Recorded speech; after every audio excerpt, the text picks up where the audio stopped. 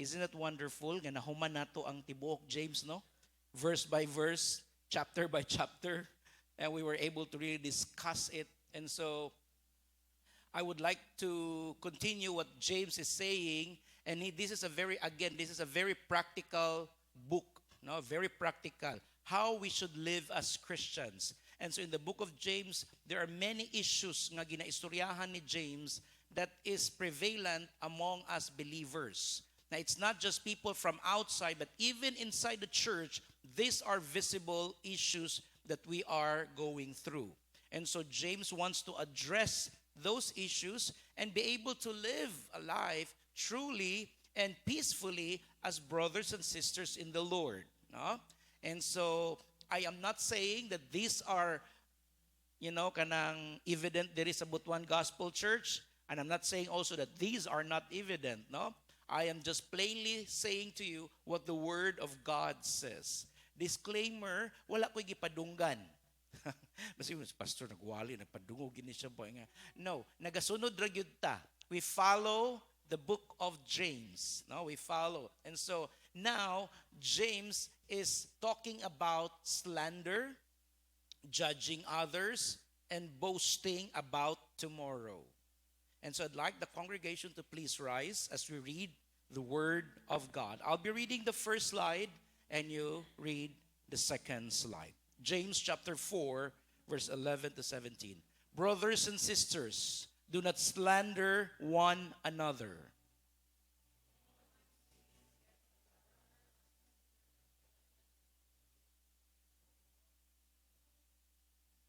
When you judge the law, you are not keeping it, but sitting in the judgment on it.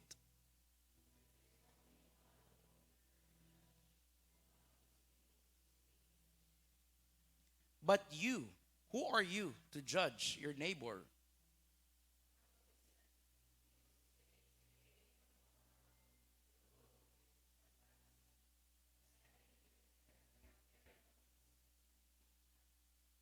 Why? You do not even know what will happen tomorrow.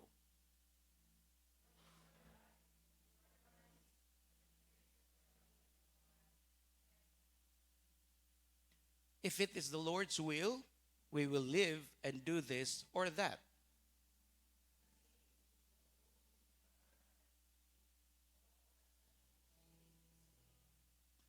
If anyone then knows the good they ought to do and doesn't do it, it is sin for them. Father, we come before you this morning, asking you, Lord, of your grace upon us all. These are issues in the church that are heavy, but needs to be dealt with, God. I ask for your supernatural move among us, Lord. Give us a heart of humility that we would be able, Lord, to just receive it, Lord. Not with condemnation, but with conviction deep into our hearts, God. That we will not respond out of pride, out of unbelief, but out of humility and out of trust in you, Lord, knowing that whatever we will hear, God, it is for our good. And so, Holy Spirit, I ask you to purify my words. Nothing will come out of my mouth that is not of yours, Lord. Allow it, Lord, to penetrate into the hearts of your people and have a revelation that will transform every lives. All these things we ask in Jesus' name. Amen and amen. You may be seated in the presence of the Lord. These are things that are very hard to discuss in the church, no? Kasagaran sa mga simbahan siguro nga inyong madunggan, pastors would probably talk about blessings, promotion. Pastors would always talk about money or kanang something a feel good, talks about hope. But this church, we do not limit our preaching. We preach what the Word of God says. No? Dili ta mamili, mga igsuon. Kung unsa nga pagkaon lang ang atong gusto kaunon. Kay kung mamili tag, unsa lang nga pagkaon atong gusto kaunon, unsay tawag ana sa imuha nga anak? Spoiled nga anak. No? Kanira kung gusto kaunon, adi ko anang gulay. Adili ko ana. And to think ba, tanan nga food, when you do it, when you eat it in moderation, in properly, it will bring nutrition to you, right? Kaya dili man pwede nga magsigilan tag karne dire. No? Naagi times nga mukaon gyud tag mga pait nga mga pagkaon sama sa paliya. Sama sa pailaing pait, serpentina. Di ba kakaon na mo serpentina? I've tried it. Gipatilaw mi dito sa ni Maria Teresa. Gipatilaw gyud mig serpentina gyud nga dahon pertig yung paita bisag isa ka buok. Pero when we heard about the benefits of it, it was actually very good. Grabe yung benefits ato ang lawas. Kung dili ninyo makaon ng serpentina, pag capsule na lang mo, diretso inom. Di na ninyo matilawan ang kapait. Pero it brings good sa ato ang mga health. No? And so the same thing with the Word of God. Dili ta pwede nga puro lang feel good ang ato ang paminawon. Kundi nagi mga times nga mangaon gyud tag mga pait nga mga pulong. Pero kanang pait nga pulong nga atong madunggan, mao pud na siya ang mutabang sa atoa sa healing nga atong dapat nga ato ang encounters tong kinabuhi. So mga igsuon, pait ni siya ha. Ang wali karong buntaga is pait. Imagine na lang ninyo, nagkaon mo og pait nga pagkaon. Kanang papaitan, lami man ang papaitan, no? Pero naagi na siya pait, gamay. And then kanang paliya, pait po na, pero lami po na. It's very good. So this morning, we will be talking about slander, judging others, and boasting about tomorrow. Some way or the other, sa tibok na itong kinabuhi, we might probably have done this. We have slandered, we have judged other, and we boast about tomorrow. No? Sa ito ang mga kinabuhi. And so now James wants to discuss these things, and we want to go deeper with these words. So in verse 11, James said, brothers and sisters, again, he is not talking to the people outside the church or the non-believers of Jesus. He is talking to the believers of Jesus, and that is you. So, imong tapad, para ni sa imo. Onya, sulti po ni mong kaugalingon, para po ni sa ako.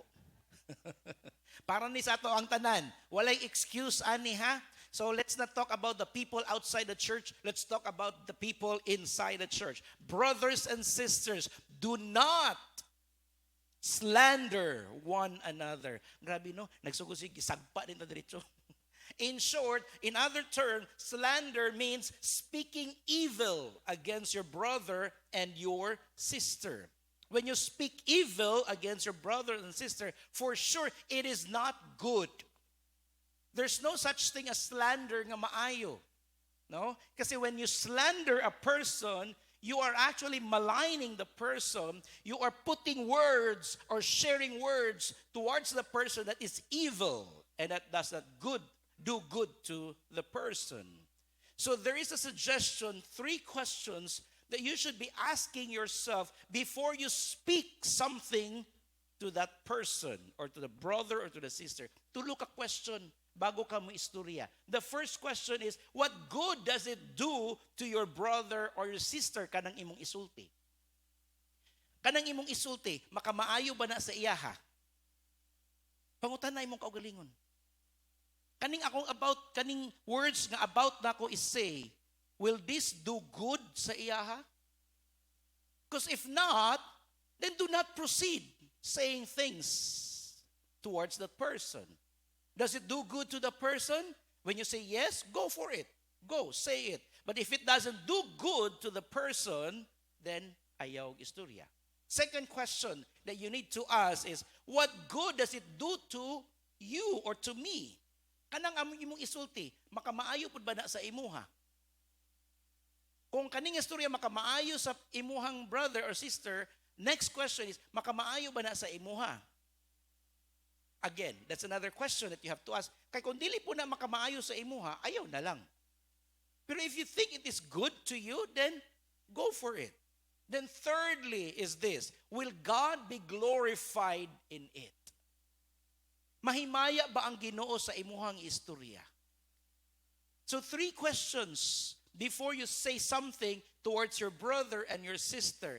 Does it do good to the person? Does it do good to you? Or does it glorify God when you speak those words? Kung ana bitaw, wa na kita istorya nga mga dautan. No? Puro nindot ang ato ang istorya. Pastor, nag-istorya ramang gud pastor. Wala man minang libak diri. Kay tinuod man pud ni among ipang istorya. O tinuod bitaw. Dili man na mali, pero ang kana nga mga butang nakamaayo ba na sa tao nga inyong giistoryahan? Or nakamaayo ba na sa inyo? Or basig nahimo lang mo mga chismosa? Or nag-glorify ba si God sa inyong pagtabi-tabi diha? You know what? When I was preparing this sermon, I was really God just prompted something in my heart and in my mind, and I really start repenting. Ko, Lord, pasayloag ko, Lord. Nakaistorya ra bagi ko ato sa iyang nga tao, Lord. Ingani, Lord, pasayloag ko, Lord. I will try my best, Lord God. Di na ko mo comment or anything, mga ingana, no? Because sometimes we think it's okay. We think that it's normal. But actually, here, klaro kaayo si James saying, brothers and sisters, do not slander one another. Verse 11, and then he follows, anyone who speaks against a brother or a sister. When you say speak against, it is not something that is positive. It is something that is negative. It is something that is attacking the person, attacking your brother or sister, speaking against a brother or sister, or judges them, speak against the law and judges it. Isod man kay ni Pastor Sabton, unsa man ning speak against the law and the judge, no? Naman ni mga law, giapil-apil naman ang law dire. Giapil-apil naman ang law o ang mga judge dire. And so, just to make it very kanang simple nga masabtan sa tanan. The law says, klaro naman ang speaking against brother and sister, no? Or judge them, speak against the law and judges it. So the law says that the second commandment, what is the second greatest commandment? The first commandment is love the Lord your God with all your heart, soul, strength, and mind. And the second one is love your neighbor. So when you love your neighbor, it means you do not speak against your brother or your sister. If you love your neighbor, you do not slander your brother. So kung imo siyang na-slander, if you speak evil against your brother or sister, it means you are, unsa man, not following the law, the second commandment. To speak evil to your brother is like you are judging the motives of that brother. Gi-judge sa nimo siya. Kaya nga naman, imo naman siyang gisultian nga, ingani ka. It means when you do that, you're already judging the person. Wala gani ka kabalo sa iyang motives, nga itong iya itong gibuhat, kaya wala ka nakipag-istorya og tarong, ni judge sa kadiretso and you speak evil against that person. So, when you judge a brother, it's the same as speaking against the law. No? Kaya nga naman, wala nimo gituman ang love your neighbor. Treating the law, no, not just let's focus on the loving your neighbor, is disrespecting it. In disrespecting it, actually, you are breaking the law. By slandering your brother, by speaking evil towards your brother or your sister, you are actually disrespecting or breaking the law, which is love your neighbor. To simply say it, if you say anything against your brother negatively, speaking against or evil things, you are actually breaking the law. And when you break the law, it is sin. So speaking slander or slandering your brother or your sister, speaking evil to them is sin. Okay? It's saying that the law is not worthy of obedience. Nga naman, imo man gibuhat. No? So that's how you speak against the law and judges it. Verse 12, it says, when you judge, when you judge the law, you are not keeping it, but sitting in the judgment on it. So speaking against your brother is putting ourselves in a position of being a, unsa man ta? Judge. Ikaw na ang nag-decide. Gidesisyonan na nimo kinsa na siya nga igsuon nimo. Ingani ka. It means you are already judging your brother. No? We set ourselves as being superior to the law rather than being subject to it. Because when you start judging your brother, but pasabot mas labaw pa ka sa law nga nagaingon nga love your neighbors. When you start judging your neighbors or your brothers and your sisters, you are actually being superior to the law. Only God, my brothers and sisters, only God who is superior, who is superior to the law. Nganong si God raman ang superior sa law? Because it is God who gave it, it is God who made the law, and then siya ra pod ang pwede maka-judge sa atoa. Never judge your brother, your sister, or anyone in the family of God. You know what? Sometimes it's so easy for us to say, awa na to siya simba-simba. Backslide naman siguro to. Nagpalayo na to sa Ginoo. Bakuan na gid siguro to. Layo na gid kini sa Ginoo. Kay wa na simba-simba. Di na ganis ka na ko sa makitaan. Na basig ni balik to sa kalibutan. You know, we have all these thoughts that we have. You know what? When I see members of the church not coming, and sometimes they come, and sometimes they don't, they come, they don't. Instead of saying, backslide naman siguro to, or basig na unsa to siya, instead of saying, why don't you message the person and then, kumusta ha? Rather than creating a conclusion already. Because when you start creating a conclusion in your mind, and dili lang yun nga conclusion sa mind, imo pag yung gi-share sa imuhang kaigsuon, then you are actually already starting something there. And sometimes, pag dili bitaw na siya ma-address, it would lead to confusion. Nga dili man day tinuod, lahi man day ang gina-go through sa imong igsuon, pero tungod kay nagsugod ka diri og huna-huna, wala nimo gi-confront to siya nga igsuon nimo, ang ending, you are creating a story here, which eventually, nahibal-an na ni Pikas, nasuko ni siya, kanya nagbuhat-buhat kang istorya, nga wa mo ko nimo gipangutana. You should have asked me, nganong wala ko gasimba. No? So instead of just pointing a finger over that person, nga ingana na siya, no.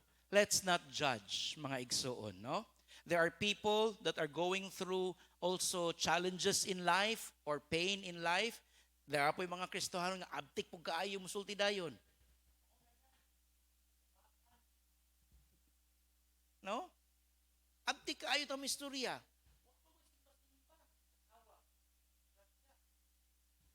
Wa manggoy ampo-ampo, tanawa, pobre. Kanang dali kaayo ta. It's so easy for us to judge people. Kita dayon nga mga self-righteous kaayo kay naa sa simbahan kada Domingo.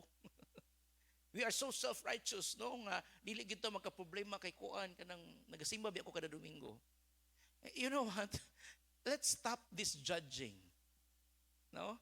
Undangon nato ni. Kung naa kay concern sa imong igsuon, kay nakita nimo siya siguro nga nagluya or wala na siguro nagsimba, why don't you visit and ask? How can I be of help to you? How can I pray for you? We have missed you in the church. Instead of trying to think of something and then start talking it with other people. No? And if there are also things in our lives nga naay mga misunderstanding sa matag usa, nya tungod ana nga misunderstanding kay dili lagi ka maka-confront sa tao, what you do is you talk to other people.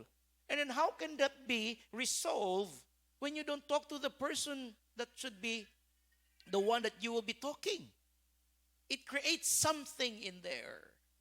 No? So instead of saying things against your brother, why don't you go to that person and then ask so that you would know unsay nahitabo.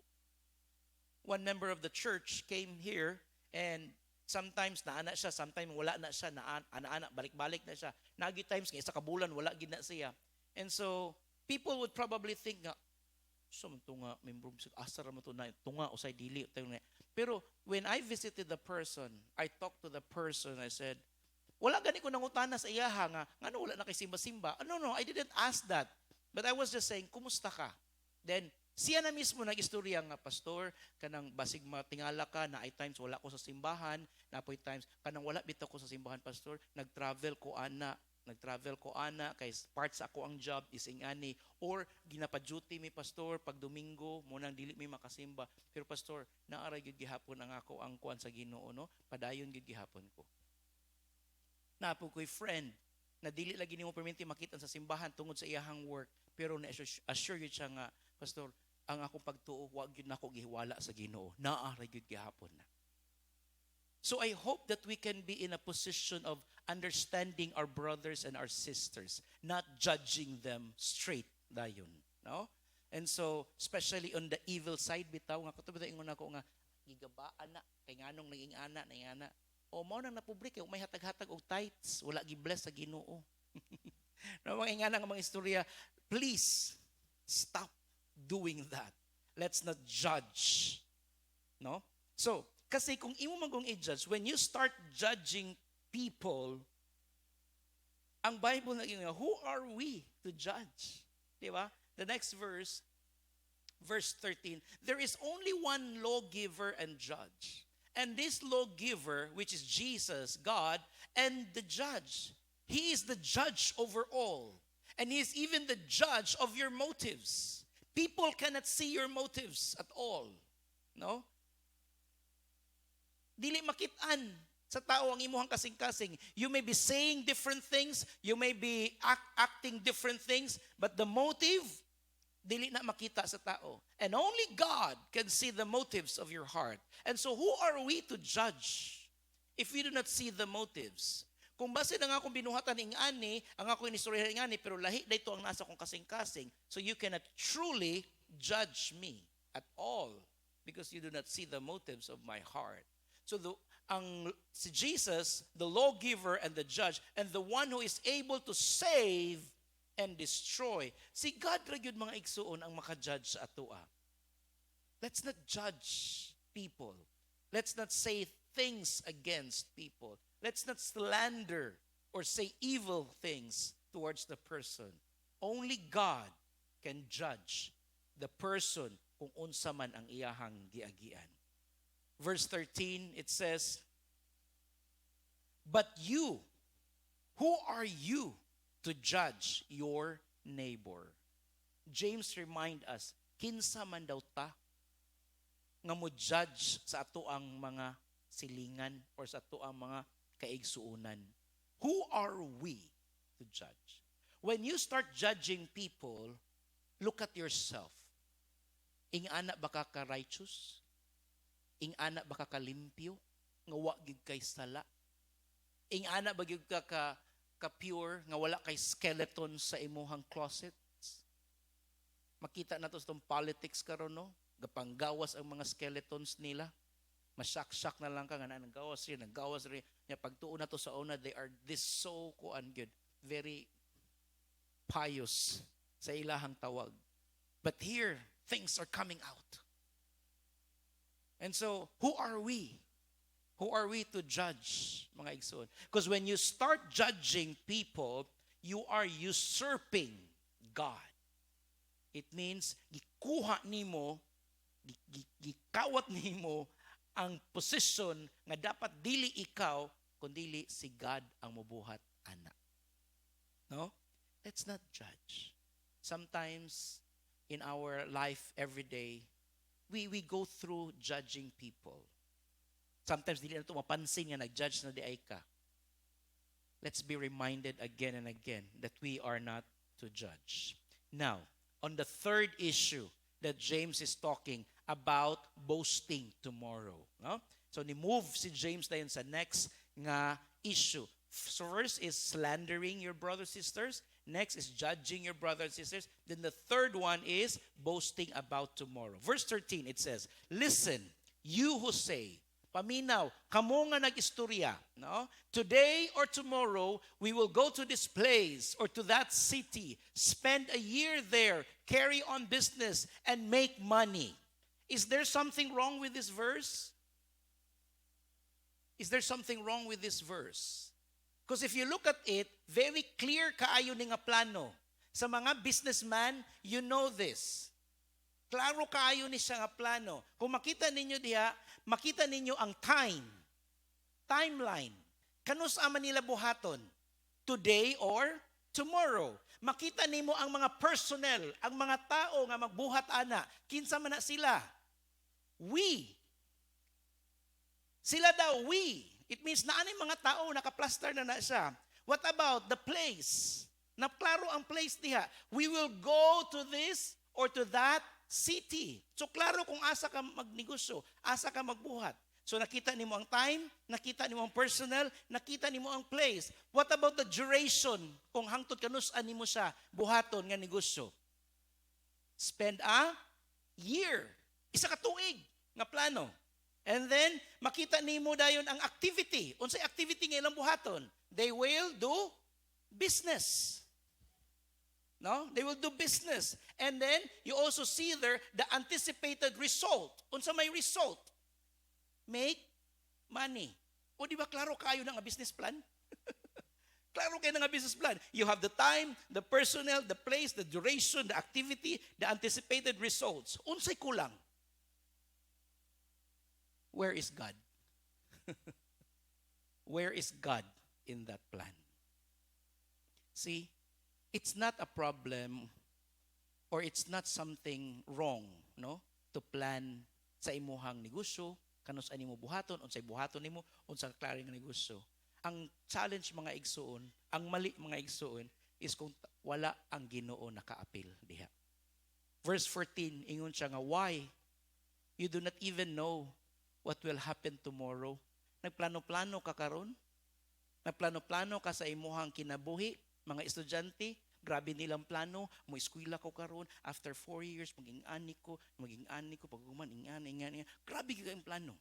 Napo ko'y nailhan, college, ni undang og eskwela, kay gusto niya i-prove nga, dili lang ang education, ang makapalambo sa tao. O, imuhapod na dong. Sige. No? Napay kuban nga, ay, eskwela.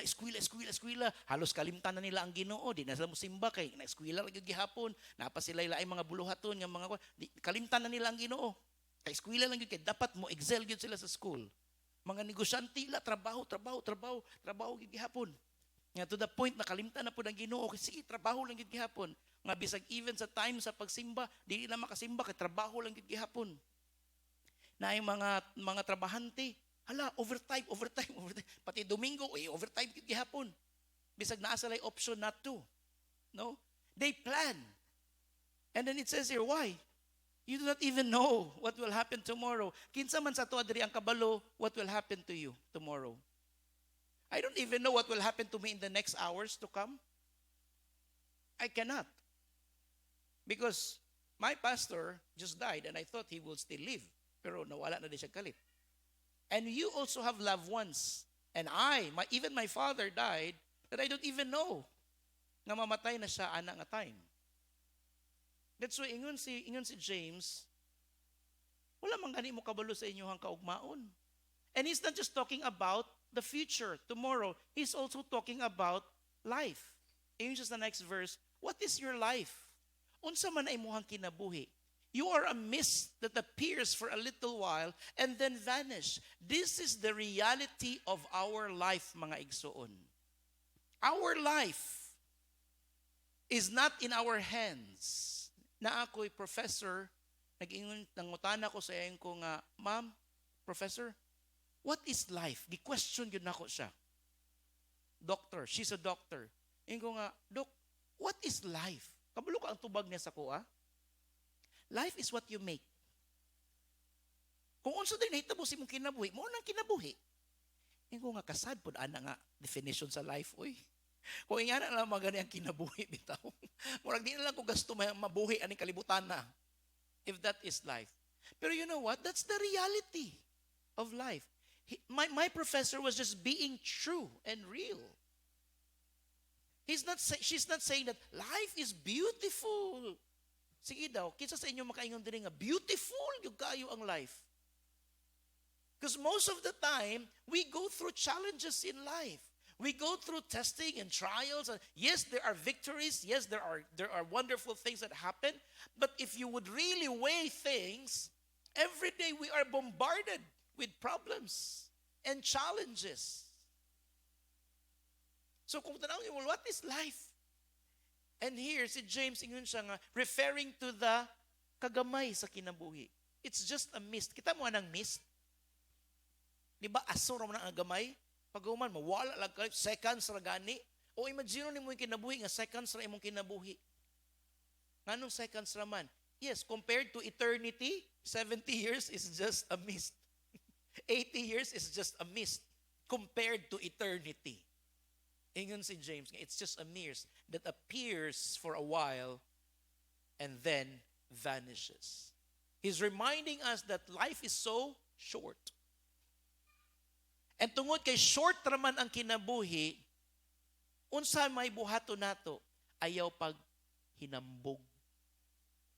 James is saying, do not boast. Ayaw paghinambog.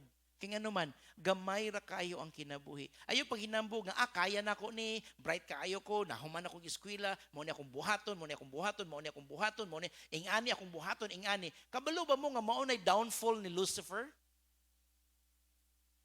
Lucifer became Satan. Before he became Satan, he was Lucifer, the angel of God.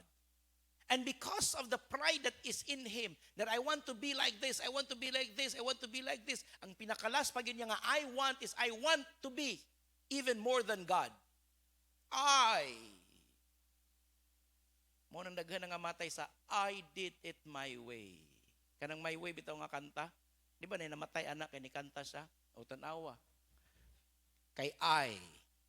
My brothers and sisters, James is reminding us nga yes, it's okay to plan. Yes, it's okay to have business and whatever unsa imong gusto buhaton, pero ayaw wala ang Ginoo. Put God in the center of your plan. When you make decision, you come before the Lord. Lord, these are the things that we plan unsa imuhang plano. Lord, na ako'y plano magminyo, siya na ba, Lord? Lord, na ako'y plano nga mag-eskwela unsak nga kurso akong kwaon, Lord. Do not follow the trends of the world, but instead, come before the Lord. Ask God in every areas of your life. Why? Because our life is very short.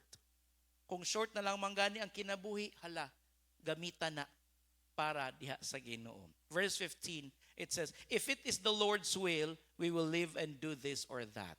This should be the words of every believer. Nagplano ta. At the end of our plan, we say, if it is the Lord's will.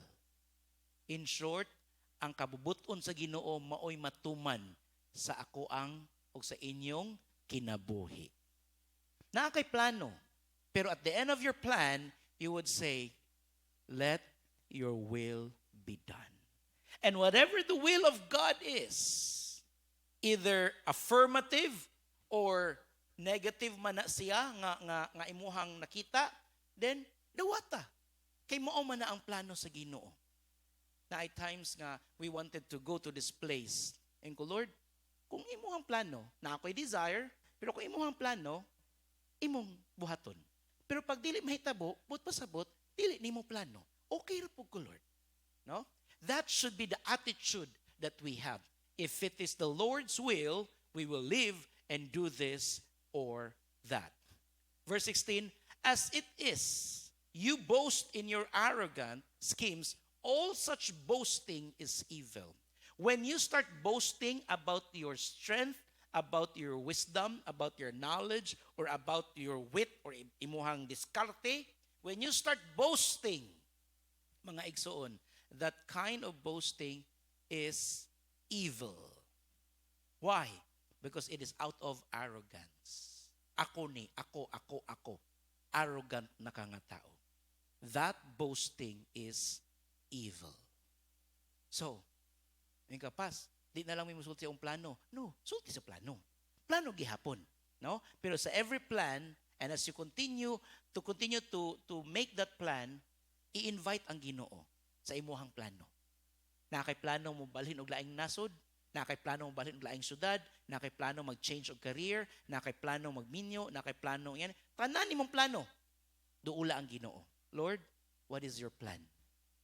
Even with my pastor, before my pastor died, one of the prayers that I have is that, God, as much as I wanted him to still live, but at the end of the day, let your will be done. And so I prepare myself. It's not that I don't have faith. I have faith in the God who knows what's best for him.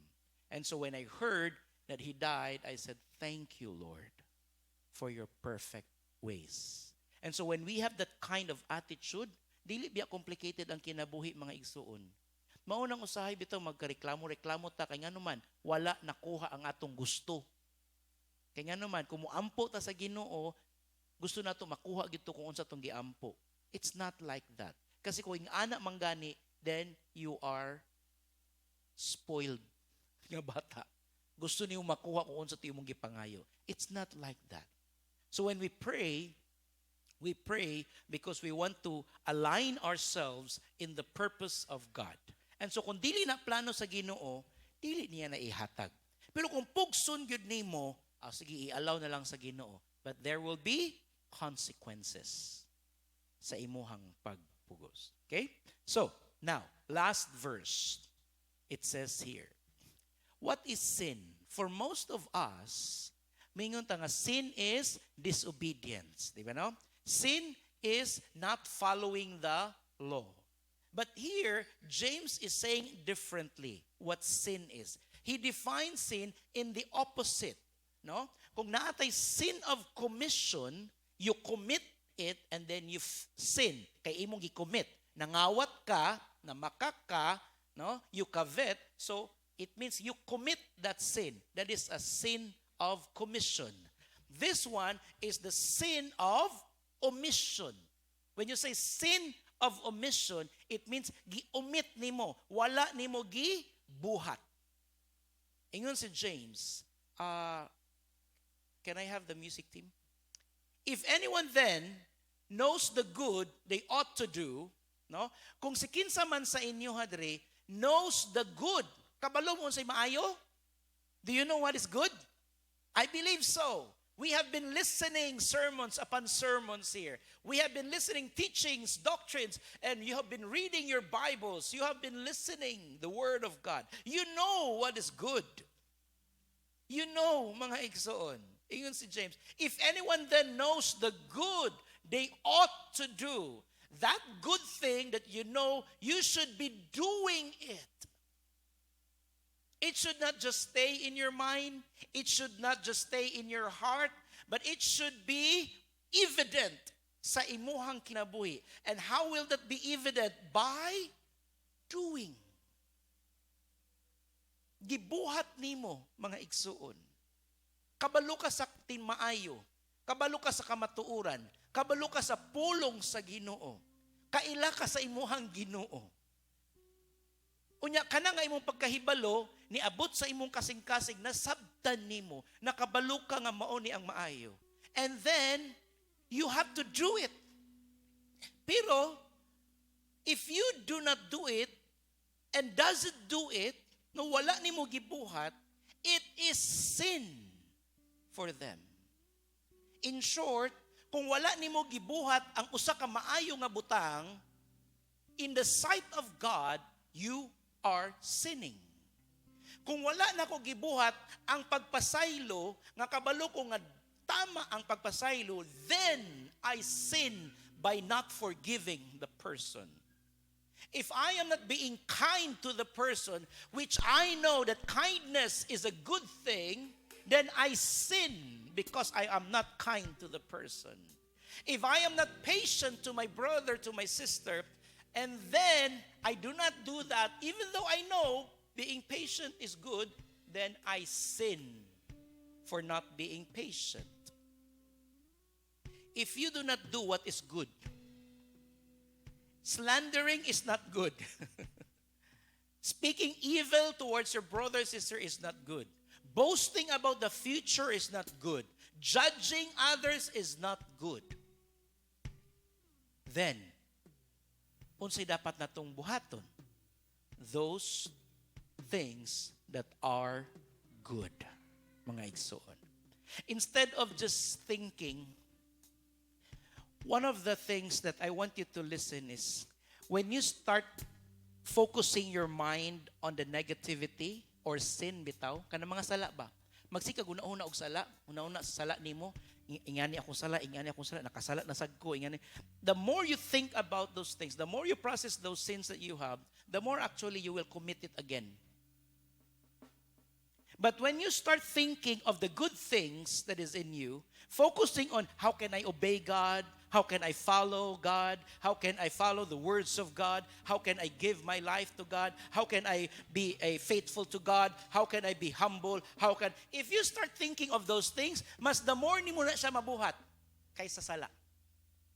Many Christians today are being fooled by the enemy by always giving you things that you would always think of your sins. No. Acha Ani just read earlier that Jesus Christ died on the cross to save us from our sin once and for all. Dili twice, dili 3 times, once lang. And so when you sin and you ask God for forgiveness, then that's it. God has forgiven you. Don't think of it anymore. Don't think of the past. Ayaw na mo, sige, huna nga, imo ang sala sa una, ingani mo sala. Ayaw na. Nga naman. God has forgiven you already. He has forgiven you. Do not repeat it. Instead, you focus your mind, you focus your heart on the things, God, how can I follow you? How can I obey you? How can I put a smile on your face? How can I glorify you, Lord? Rather than focusing on the things of the past that breaks the heart of God. Kunya, kung makasala na po ka, o di mangay na po pasaylo sa Ginoo. And then once you ask forgiveness, that's it. Forget it. Focus na po ka balik. Lord, how can I obey you? How can I follow you? How can I serve you? Focus on those things rather on the sins that you have. Focus on the good things rather than on the evil things. Good things, mga igsoon. And so James again is reminding us that anyone who knows the good they ought to do and doesn't do it, it is sin for them. Let's do what is good, mga igsoon. Okay? Let's pray. Father, we thank you for reminding us not to speak evil against our brother, not to judge them, not to boast of ourselves, and remind us, Lord, to do what is good.